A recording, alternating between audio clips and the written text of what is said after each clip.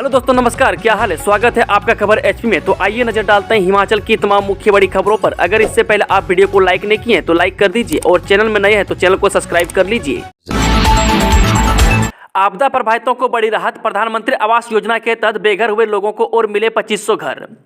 जी, हिमाचल प्रदेश के मंडी में आपदा प्रभावितों को बड़ी राहत मिली है। केंद्र सरकार ने प्रधानमंत्री आवास योजना के तहत 2500 और घर स्वीकृत कर दिए हैं। इससे पहले 322 घर इस योजना के तहत जिला को मिले थे। ऐसे में अब इनका आंकड़ा 2800 हो गया है। बता दें कि जिला में 932 घर गिरे हैं। अब प्रशासन आंशिक रूप से क्षतिग्रस्त 2039 घरों के मानकों को भी देखकर इसमें शामिल करेगा। कमाई का साधन बनी परिवहन निगम की लेगेज पॉलिसी। शिमला में बोले डिप्टी सीएम मुकेश अग्निहोत्री। जय उप मुख्यमंत्री मुकेश अग्निहोत्री ने कहा है कि हिमाचल पथ परिवहन निगम यानी कि एचआरटीसी में शुरू हुई लेगेज पॉलिसी भी कमाई का साधन बन रही है। पहले लोग मुफ्त में ही सामान भेजते थे। जब से लेगेज पॉलिसी शुरू हो गई है तब से निगम को 1 करोड़ रुपए की कमाई हो चुकी है। इस महीने के अंत तक बनेगी पहली कैंची, दूसरी तक पहुंचने में लगेगा और 1 महीना। जे चंडीगढ़ मनाली राष्ट्रीय राजमार्ग के पंडो डैम के पास टूटे कैंची मोड़ का निर्माण कार्य धीमी गति से चल रहा है। वह नवंबर माह के अंत तक इस मोड़ की पहली कैंची निर्मित हो जाएगी, जबकि दूसरी कैंची तक पहुंचने में 1 माह का समय और लग सकता है। बता दें कि काम धीमा जरूर है, मगर नई तकनीक के साथ बहुत ही मजबूत निर्माण कार्य किया जा रहा है। वह लोगों को इस नए कैंची मोड़ के पुनर्निर्माण का बेसब्री से इंतजार है। संसदीय सीटों पर आदिवासी कांग्रेस का विस्तार। प्रदेश अध्यक्ष रवि ठाकुर ने तैनात किए प्रभारी और सहप्रभारी। जय हिमाचल प्रदेश कांग्रेस कमेटी के आदिवासी कांग्रेस विभाग के अध्यक्ष लाहौल स्पीति के विधायक रवि ठाकुर ने 4 संसदीय क्षेत्रों के लिए प्रभारी और सहप्रभारी नियुक्त किए हैं। इसके अतिरिक्त संगठन को जमीनी स्तर पर मजबूत करने और संगठन की गतिविधियों की निगरानी के लिए जिला प्रभारी की भी नियुक्ति की गई है।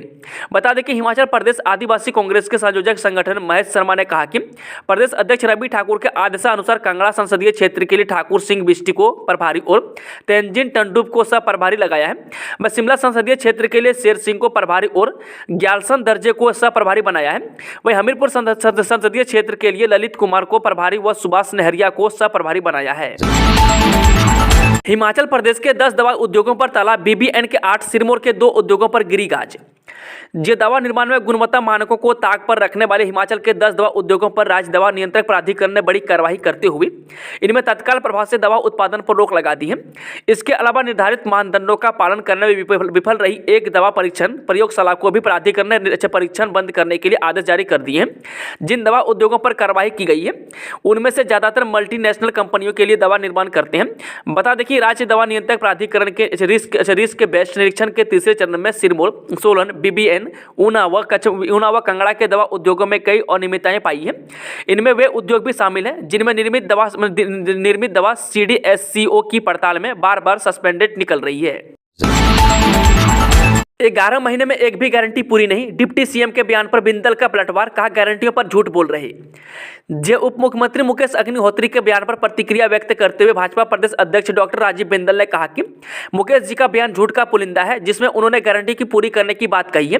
बता दें कि 2022 के चुनाव में गारंटियों पर गारंटियां देते चले गए और बोलते समय सांस भी नहीं लिया कि 11 महीने बीत गए पर कितनी गारंटियां पूरी कर दी गई, यह सबको दिखा रहा है।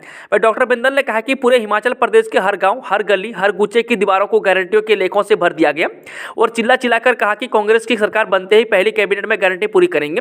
वहीं भाजपा अध्यक्ष ने कहा कि गारंटियों पर भाषण देते समय प्रियंका गांधी से लेकर हर छोटे बड़े नेता कहते नहीं थकते थे कि बस सरकार कांग्रेस की बने और पहली कैबिनेट में सब कुछ कर दिया जाएगा। परंतु सरकार बनने के बाद जो नेता दिल्ली से आए थे, दूसरे प्रांतों से आए थे, वो तो अपना भाषण झाड़कर चले गए और जिनके हाथ में सत्ता की चाबी आई वो गारंटी पूरी करने के मामले में फिर दोबारा से हिमाचल की जनता को धोखा देने में जुट गए हैं। चंद्रयान 3 के रॉकेट का हिस्सा लाया टेंशन और नियंत्रित होकर पृथ्वी के वातावरण में लौटा, प्रशांत महासागर में गिरा। जी हां, चंद्रयान 3 के लॉन्च व्हीकल LVM-3M4 का एक हिस्सा नियंत्रण से बाहर हुआ और पृथ्वी के वातावरण में फिर से प्रवेश कर गया। इसकी जानकारी भारतीय अंतरिक्ष अनुसंधान संगठन इसरो ने दी और नियंत्रित होने वाला हिस्सा लॉन्च व्हीकल का क्रायोजेनिक अपर स्टेज था, जिसमें चंद्रयान 3 को 14 जुलाई को तय कक्षा में स्थापित किया गया था। इसरो ने बताया कि यही हिस्सा बुधवार 15 नवंबर को दोपहर 2:42 पर पृथ्वी के वातावरण में दाखिला हुआ है। हालांकि बिना कोई नुकसान पहुंचाए यह हिस्सा प्रशांत महासागर में गिर गया। इसके अनियंत्रित होने की वजह अभी साफ नहीं हुई है। इसका फाइनल ग्राउंड ट्रैक भारत के ऊपर से होकर नहीं गुजरा। 1500 रुपये मिले, 3000 यूनिट फ्री बिजली। जयराम ने घेरी सरकार, झूठी घोषणाओं से जनता को ठगने का आरोप।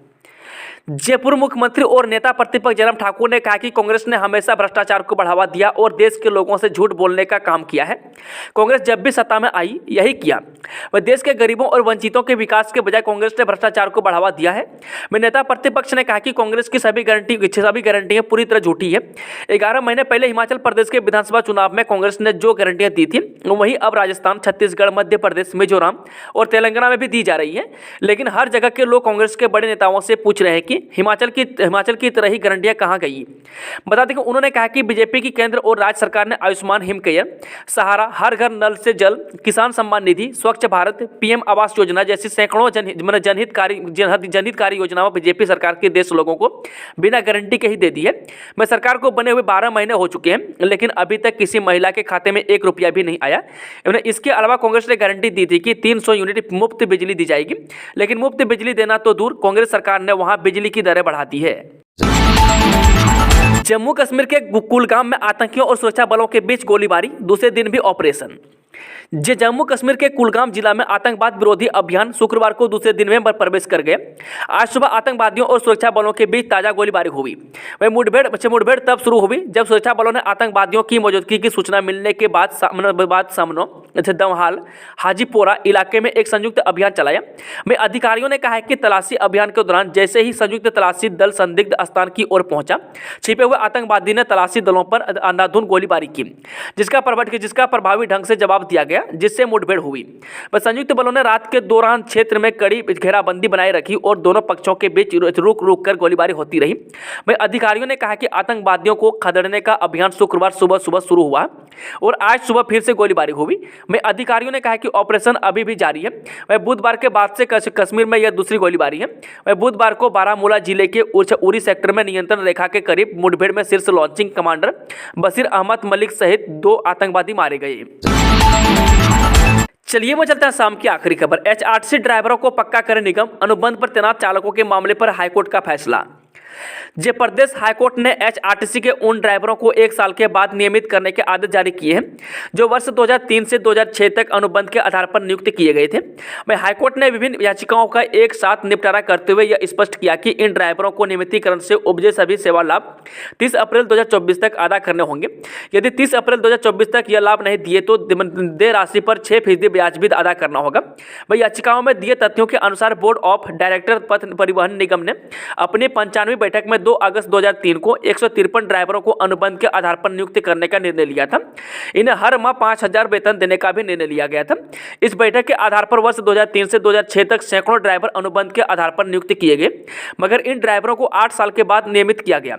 वे प्रार्थियों की कोर्ट के समक्ष यह दलील दी थी कि पथ परिवहन की पॉलिसी के मुताबिक वे 1 साल के बाद नियमित किए जाने थे। दोस्तों, आज की खबरों का सिलसिला समाप्त होता है। अगर जानकारी पसंद है तो वीडियो को लाइक, शेयर, चैनल को सब्सक्राइब जरूर करें।